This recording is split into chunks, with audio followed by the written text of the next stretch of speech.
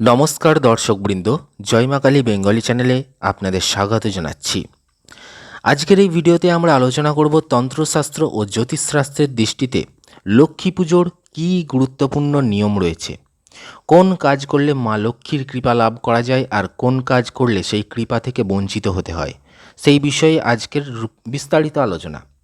প্রথমে একটি কথা বলে রাখা ভালো, তন্ত্র ও জ্যোতিষে বিভিন্ন মত ও পরম্পরা রয়েছে, তাই আজ যে বিষয়গুলো বলছি সেগুলো প্রচলিত বিশ্বাস ও শাস্ত্রীয় মতের উপর ভিত্তি করে উপস্থাপিত। বন্ধুরা, প্রথমে জানব লক্ষ্মী পূজায় কি করা উচিত।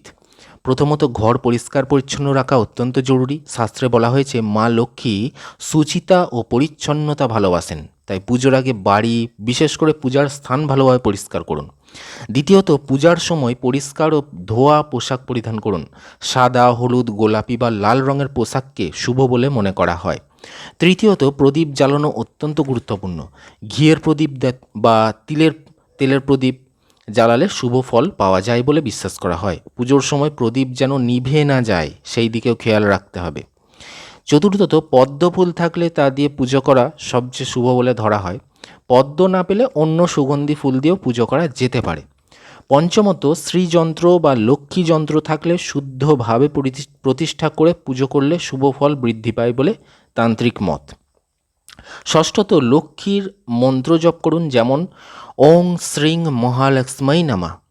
এই মন্ত্র অন্তত 108 বার জপ করবেন, তাহলে মন শান্ত হয় এবং আধ্যাত্মিক শক্তি বৃদ্ধি পায় বলে বিশ্বাস করা হয়। সপ্তমত, পুজোর সময় মনকে শান্ত রাখুন। রাগ, হিংসা বা অশান্ত মন নিয়ে পুজো না করাই শ্রেয়।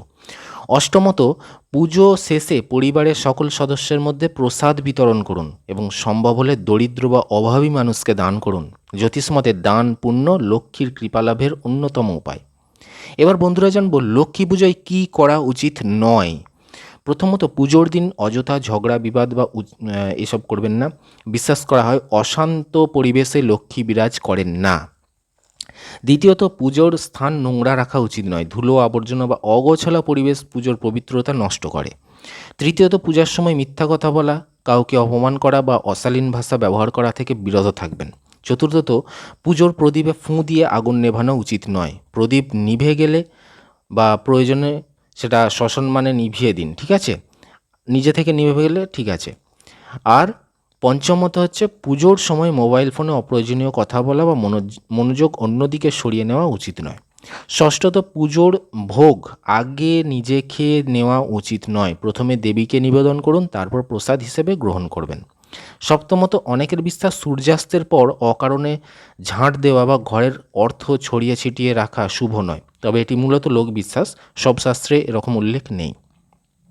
অষ্টমত, পুজোর দিন অহংকার করা বা অন্যের প্রতি ঈর্ষা পোষণ করা উচিত নয়। লক্ষ্মীর অন্যতম গুণ হল বিনয়, তাই বিনয়ী মনোভাব রাখা শুভ বলে মনে করা হয়। এবার বন্ধুরা জানবো জ্যোতিষ মতে কিছু শুভ উপায়।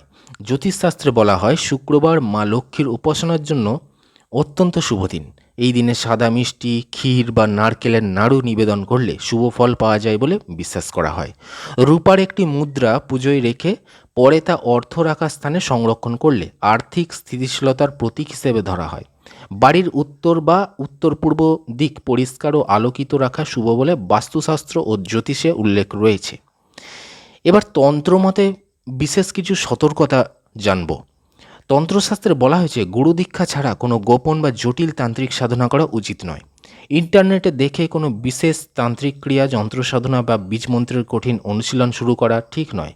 ভুল পদ্ধতিতে সাধনা করলে প্রত্যাশিত ফল নাও মিলতে পারে। সাধারণ ভক্তদের জন্য ভক্তিভরে পুজো, মন্ত্রজপ, প্রদীপ, ধূপ এবং সৎ জীবনযাপনই সর্বোত্তম পথ। মনে রাখবেন, মা লক্ষ্মীর কৃপালাভের সবচেয়ে বড় উপায় হলো সততা, পরিশ্রম, পরিচ্ছন্নতা, দানশীলতা এবং ভক্তি।